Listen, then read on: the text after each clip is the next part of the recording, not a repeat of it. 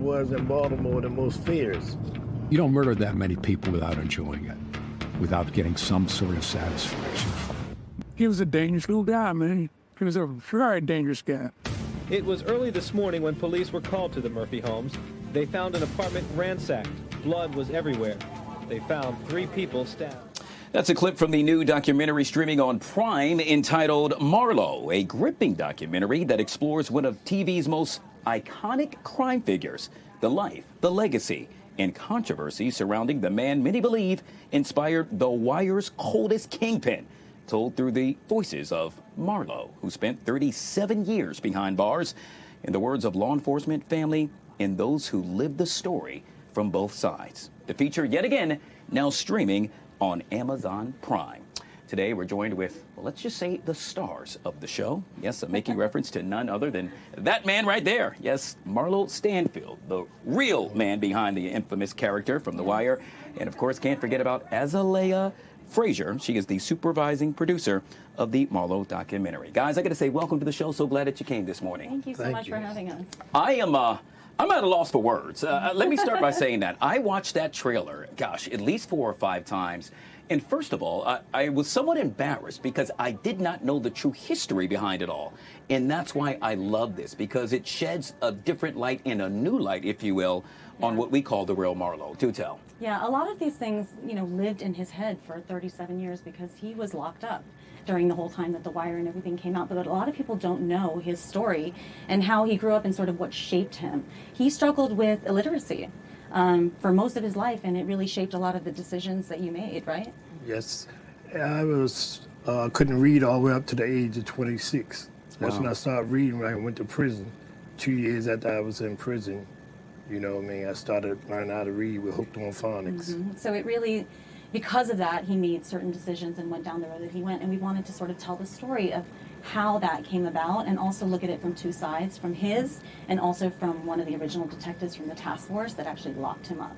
So we're kind of telling both sides of the story. And did an amazing job doing just that. Yet again, I have only seen the trailer thus far. By the way, this is exactly what I'm watching as soon as I get off today and get home on Amazon Prime.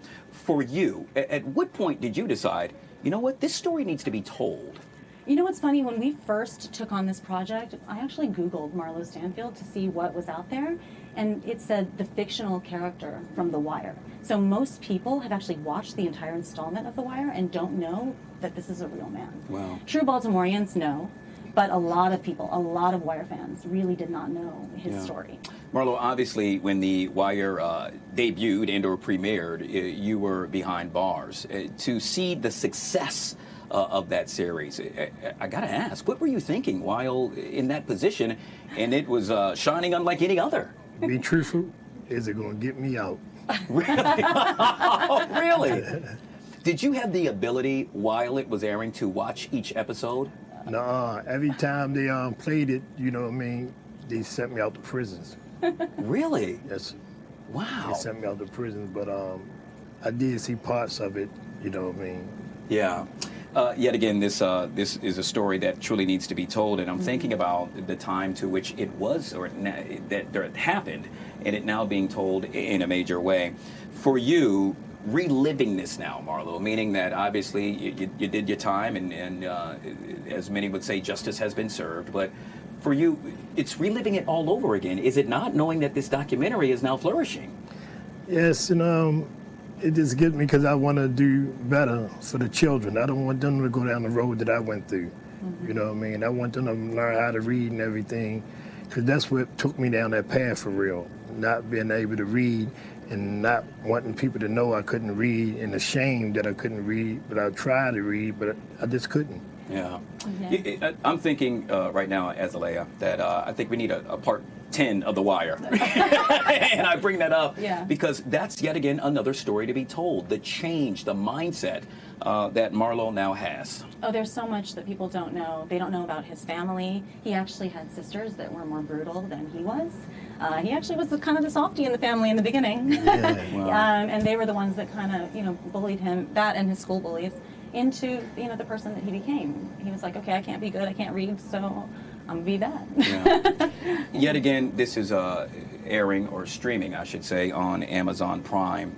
It's getting a lot of A lot of reaction. I would say most positive, but I did see some negative comments about it, as stating, why highlight an individual like this? Yet I would now argue he's taking a different stance, guys. Yeah. Said that, he wanted to do this in order to bring about change. Did you face any challenges while putting all of this together? I mean, obviously getting in contact with people. A lot of his family is gone now. But we really got the original people. We didn't want hearsay. We really wanted people that were there. So it was a 2.5 year process putting this all together. But we really wanted his story to be told, and we're really thankful that you trusted us with it. Yeah. Marlo, obviously you have sat down and I would assume watched it in its entirety. Anything in particular stand out to you while you were watching it? Is it any time perhaps you got emotional or thought, wow, I'm glad I was able to tell this portion of the story? Well, when the loyal dudes, went in there and killed Omar in the store, right? That touched me, like to see like they coming up young, killing at a young age. Oh, well, that's from The Wire, but he's talking about from the actual documentary. Like when you saw yourself in you school, talk about- when we did the school scene. Oh so when yeah, you saw your yeah. mother, I felt yeah. real sad when I seen myself in school. You know what I mean? When they was bullying me, the dude Ducky. I felt really bad, and I was thinking about the little young dudes coming up. Like they really need to learn how to read and feel better about themselves. Because a lot of people, grown people, can't even read here today, but they ain't saying it. But Yeah. it's, I am so glad you all came on today because, yet again, this is it's riveting. It pulls at the heartstrings. It's everything that you want, not only in entertainment, I would argue, but really in information and a change. Yeah. And I think to Marlo's point, that's definitely needed. Marlo, there's a young guy or gal watching this right now, and perhaps they're going down the wrong path. And yet again, they have not seen this documentary as yet. It's no secret. You were the kingpin. You were the man. Was the man. At 24. At 24. That's what's crazy. But what you're saying now is that wasn't the right path. Can you yet again elaborate for that young child that's watching right now that's saying, I want to deal drugs and perhaps take part in mayhem? And I say learn how to read, get your education, get a job, own your own business, and don't go down that path because you go to prison, you're going to be bullied, you're going to have people try to take advantage of you, rape you, whatever the case may be in there, you know what I mean? Take your food, your family going to die off and everything. You just going to lose everything. You're going to think your friends are there, they really ain't there for you. You know what I mean? Your friends can turn on you in prison. Yeah. You know? It only ends in two ways, really. You're either in prison or in the grave. Yeah. And yet again, that's why this film was so needed. And you all did an amazing job putting it all together. Congratulations. Folks, yet again, that want to take a look at it, which sign me up. Yet again, I plan to watch this as soon as I get off today. It's the most iconic kingpin from The Wire. Yes, the one, the only, Marlo, who joined us live in studio, along with Azalea Frazier. She is the supervising producer of the Marlo documentary. I truly appreciate you trying. Well, thank you so Hey, much. thank you. Thank you. All right.